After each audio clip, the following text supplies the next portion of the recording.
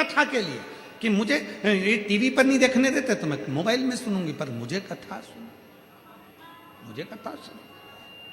बस जैसे आपने शिव को मूल बना लिया, अश्वपति ने भी शंकर भगवान को इतना मूल बना लिया था कि निंदा नहीं सुन सकते। पर जो व्यापारी का रूप रखकर देवाधिदेव महादेव आए हैं वो तर्क पर तर्क कर रहे थे। इतने में गुस्सा आ गया अश्वपति को, और अश्वपति ने अपने कानों को बंद कर कर कहा, ए व्यापारी, मैंने सुना है निंदा करने वाला और निंदा सुनने वाला, इन दोनों में महापापी होता है निंदा को सुनने वाला। तूने मेरे शंकर भगवान की निंदा करी और मैंने श्रवण करी तो मेरे बराबर कोई पापी नहीं होगा, इसलिए अब मुझे ये शरीर नहीं रखना, पर याद रख तुम मेरा।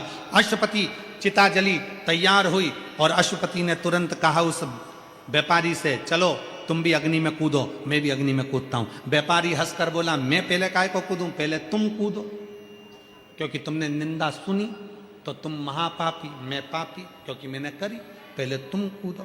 बस अश्वपति हर हर महादेव कहकर जैसे ही अग्नि में कूदने वाला था, इतनी देर में उस व्यापारी के रूप में शंकर भगवान प्रकट हो गए। हाथ पकड़ लिया अश्वपति का, खींच कर बाहर कर दिया। अश्वपति देख रहा था, प्रभु आप, प्रभु आप, देख रहा था। प्रणाम किया। भोलेनाथ जी को देखकर अश्वपति ने पूछा, मेरी परीक्षा लेने के लिए आए थे आप? शिव कहते हैं हाँ। बाबा किस लिए? शंकर भगवान ने कहा, तूने संतान पाने के लिए मेरा तप करा, साधना करी, एक नियम लिया, एक पात्र नियम,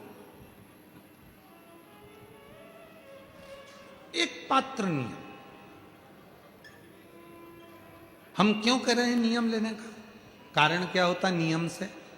नियम लेने का कारण केवल इतना सा होता है कि हम यदि कोई व्रत नहीं कर सकते, हम कोई साधना नहीं कर सकते, हम कोई तप नहीं कर सकते, हम कोई बहुत बहुत गहन समाधि नहीं लगा सकते, तो एक नियम जब हम धारण कर लेते हैं तो हमारी तप भी हो जाता है, समाधि भी लग जाती है, साधना भी हो जाती है, व्रत भी हो जाता है, और जितने जितने दुनिया के सारे तप साधना पुण्य है, उन सारे तप साधना का पुण्य फल हमारे एक नियम धारण से सब प्राप्त हो जाता है। एक नियम धारण से।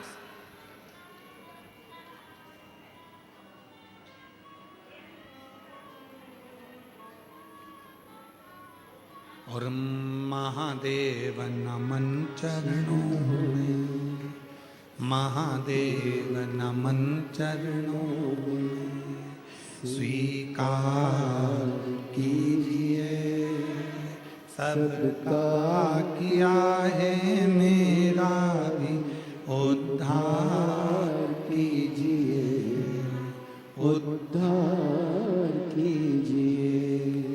हे त्रिपुंडधारी, हे त्रिशूलधारी, हे त्रिपुंडधारी,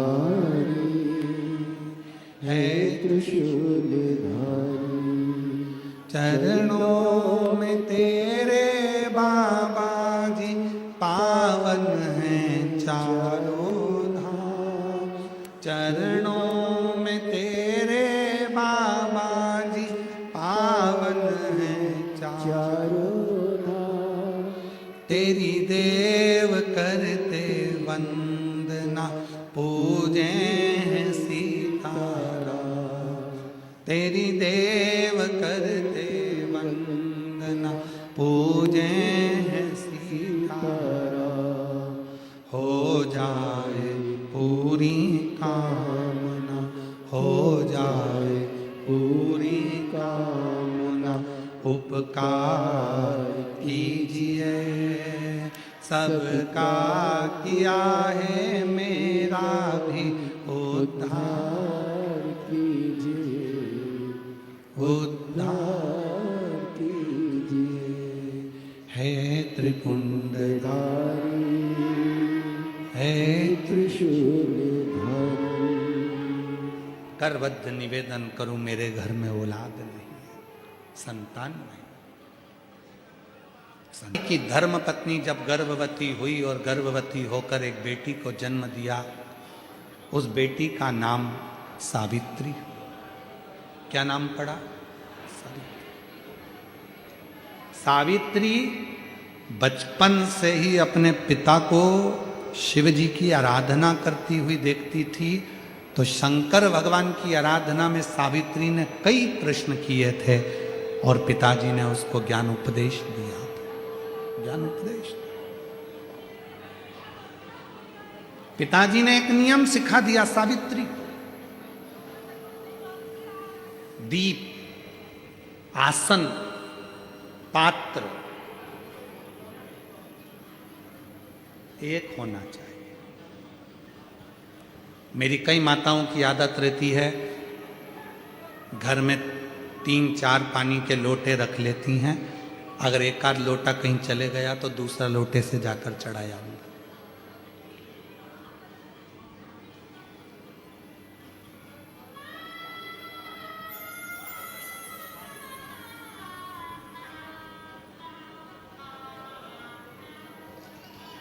जो पानी का लोटा होता है, पात्र होता है, जिस पात्र से आप रोज शंकर जी के मंदिर में जल चढ़ाती हो ना, अगर एक ही पात्र प्रतिदिन वही पात्र रोज शंकर के मंदिर में जाकर अगर जल चढ़ा रहा है, तो वो पात्र भी सिद्ध हो जाता है और तुम्हारा हस्त भी सिद्ध हो जाता है।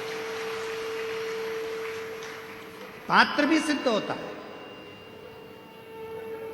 आप में से कई मेरी जीजियां बैठी होंगी जो आसन लगाकर जप करती हैं, कई मेरे जीजा बैठे होंगे जो आसन लगाकर पाठ करते हैं। अपना आसन बैठे, पाठ करा, पूजन करा, आसन को वापस फोल्ड करा, घड़ी बनाई, वापस रख दिया। वो आसन पर किसी को नहीं बैठने देते। मेरा आसन मैं नहीं बैठने दूंगा।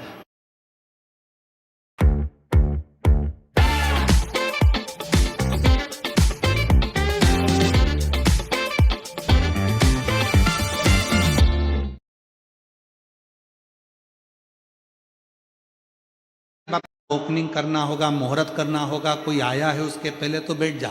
पर जिस दिन मैंने दुकान खोल ली और उस कुर्सी पर मेरा आसन लग गया, फिर मैं उस कुर्सी पर नहीं बैठने दूंगा। और अगर बिठाएगा भी तो अपना आसन उठाकर रख देगा, फिर बिठाएगा, पर अपने आसन पर नहीं बैठने देगा। दीप, एक कथा यूट्यूब पर डली होगी हमारी, दीप श्री शिव महापुराण की कथा, दीप माली का। कभी मौका मिले तो उसको निकाल कर सुनना, उसमें वर्णन किया था।